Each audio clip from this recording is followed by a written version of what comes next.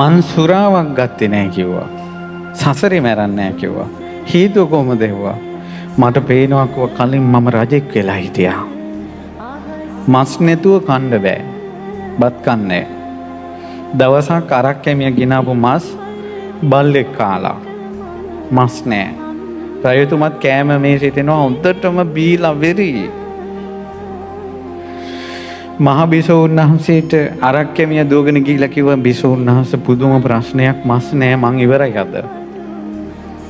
අරක් කැමිය අපේ රජුරෝ දරුවාට පුදුම ආදරෙයි. දරුවා ළඟට ගත්තට පස්සේ මාවවත් මතක නෑ. ඒ විලාවට කෑම අරන් වරින් කිව්වා. ඒතර මස් අමතක වෙයි කිව්වා. ඔන්න දැන් කෑම ගේන වෙලාවට බිසව ගිහිල්ලා විරි වෙලා ඉන්න රජුරවන්න දරුවා දුන්නා. ඊට පස්සේ ඒ දරුවා හුරතල් වෙවි ඉඳලා කෑම ගෙනාවා. කෑම දැක්ක ගමන් දරුවා අමතක වුණා. කෝයකෝ මස් දන ගැහුවා. මස් නෑ රජතුමනි. මගේ විජිතේ මස් නෑ. අද පොයේ දවසක් රජතුමනි.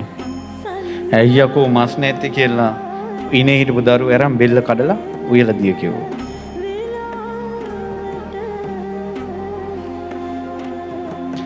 මේ සාරිපුත්ත මහරහතන් වහන්සේට සසරේ විච්ච වැරද්දක්.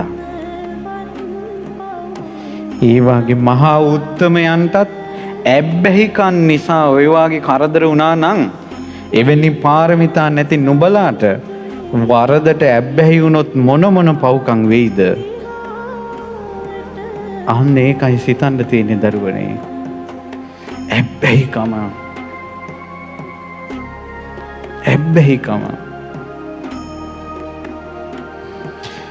බිසෝ කඩාගෙන වැටුණා. අරක් කැමියා වෙවුලනවා. අර මාංශි උයලා දුන්නා. සේවකයෝ ඔක්කොම ගල් ගැහුණා බයට.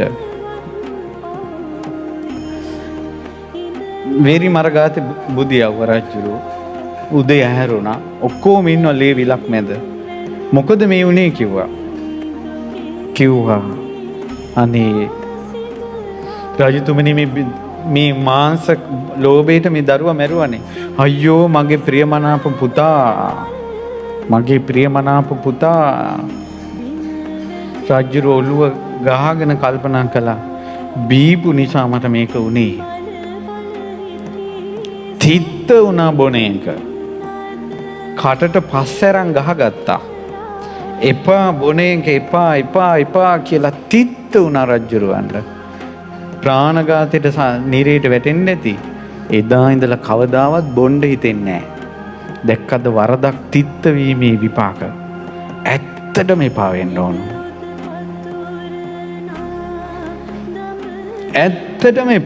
ඕන. බීපුවම සිහි කල්පනාව නැහැ. ගෑණියෙකුට සැනසille ඉන්න පුළුවන්ද බැරිද කියලා තමන්ගේ කොල්ලගෙන් හොයන්න පුළුවන්. ඒක බොනවා නම් ජීවිතේ අපායක්. බීපු මිනිහෙක් සිගරට් බොන බේබදු මිනිහෙක් ළඟින් යනවටවත් අපි නම් කැමති නැහැ.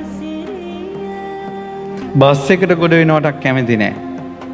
ඒ වගේ බොන මිනිහෙක් බැන්දාට පස්සේ අර කෙල්ල මුළු ජීවිත කාලෙම ඒකත් එකට ඉන්න එපැයි.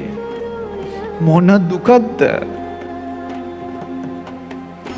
බීලා විරි වෙලා ඉන්නේ ඒකට සිහි කල්පනාවක් නැහැ. අර කෙල්ල මොට්ට මොකක් වෙයිද? ගම්වල මිනිස්සු බීලා විරි වෙලා එනකොට ඔන් හිතන්නේ ඔළුව තමයි ඉන කියලා සරම ඔළුවට ගන්නවනේ. සරම අදින තැන දන්නේ නැහැ. දඹදිව ගිහිල්ලා එකෙක් බීලා ඉන්දියන් කෑම තියෙනවනේ චපාති, ඉඩලි, ඔය වගේ තියෙන චපාති කියන්නේ රොටියක් වගේ එකක්. ඒ වගේ කෑම ගොඩාක් තියෙනවා. එකේ බීලා පිඟන් ගොඩට අත දාලා ගත්ත චපාතියක්. දැන් චපාතියට බත් බෙදාගෙන කාලා චපාතිය හොදලා පිඟන් ටික උඩ තියෙනවා. බොන මිනිහෙන් නම් එපා. චික් සිහි කල්පනාව නැහැ.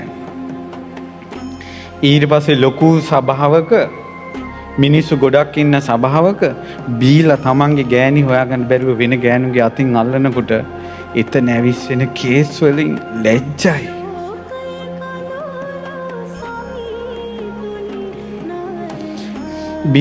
ලොකු සභාවක් ඉන්න තැනක බීපු මිනිහි කන විදිහ දැක්කම ලැජ්ජයි. මේ මගේ මිනිහා කියලා කියන්න පුළුවන්ද?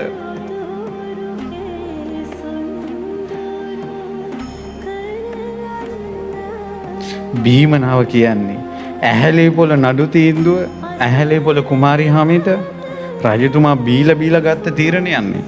රජුරෝ පස්සේ කිව්වනේ මං එහෙම නියෝගයක් කළේ නෑ කියලා. සිංහල ජාතිය විනාශුනේ, රාජ පරම්පරාව විනාශුනේ බීමනෙන්නේ. බොන මිනිහෙක් හිටියොත් ඉවරයි. බොන එකෙන් අත්හැර ගන්න බැරි නම් සරණ යන්න සාරිපුත්ත මහරහතන් වහන්සේ. උන්වහන්සේ සසරේවත් මත්ද්‍රව්‍යයක් කටට ඇරන්නේ. ඒ තමයි අපේ රහතන් වහන්සේලා. අපේ රහතන් වහන්සේලා සංඝ ගුණ